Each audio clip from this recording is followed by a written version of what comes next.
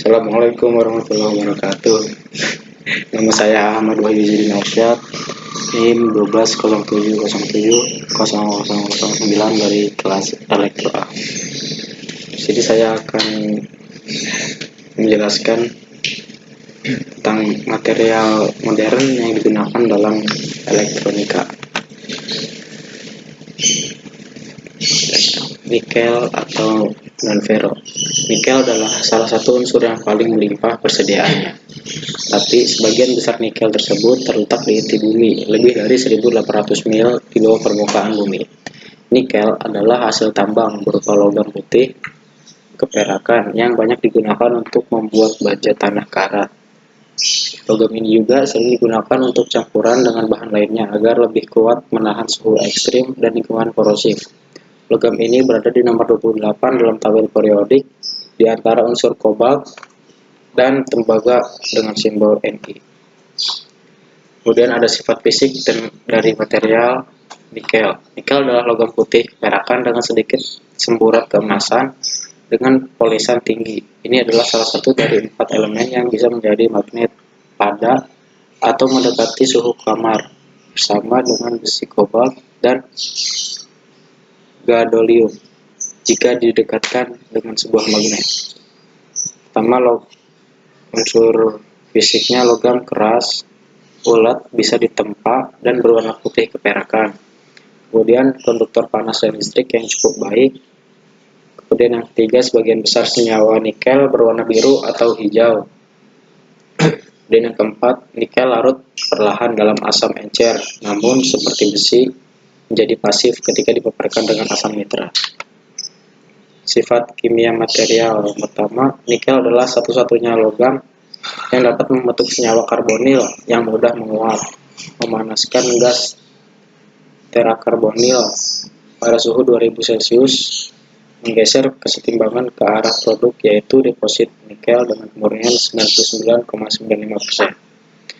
Kemudian yang kedua, kebanyakan senyawa kompleks nikel memiliki bentuk molekul oktahedral, tetapi beberapa di antaranya ada juga yang berbentuk tetrahedral dan segi empat planar.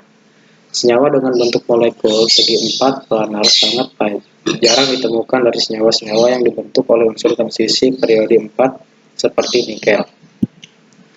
Dan dampak negatif dari kehidupan sehari-hari ini pertambangan nikel terhadap kondisi sosial ekonomi masyarakat, yaitu terjadinya kerusakan lingkungan hidup seperti pengundulan hutan, erosi tanah, pencemaran udara, dan sedimentasi sisa-sisa galian tambang. Menurunnya hasil panen petani sekitar wilayah pertambangan. Kemudian ada proses sintesis. Yang pertama ada proses pengeringan. Pada tahap proses pengeringan ini, biji nikel yang awalnya memiliki kadar air sekitar 35%, setelah dikeringkan kadar airnya berubah menjadi 20%. Kemudian ada proses reduksi. Di proses reduksi ini, biji nikel diumpan ke dalam rotary kiln untuk direduksi. Pada tahap ini kadar air biji nikel akan berkurang menjadi 0%. Kemudian biji nikel akan mengalami proses reduksi. Proses reduksi akan mengkonversi biji nikel oksida menjadi logam nikel dan logam nikel. Kemudian yang ketiga ada proses peleburan.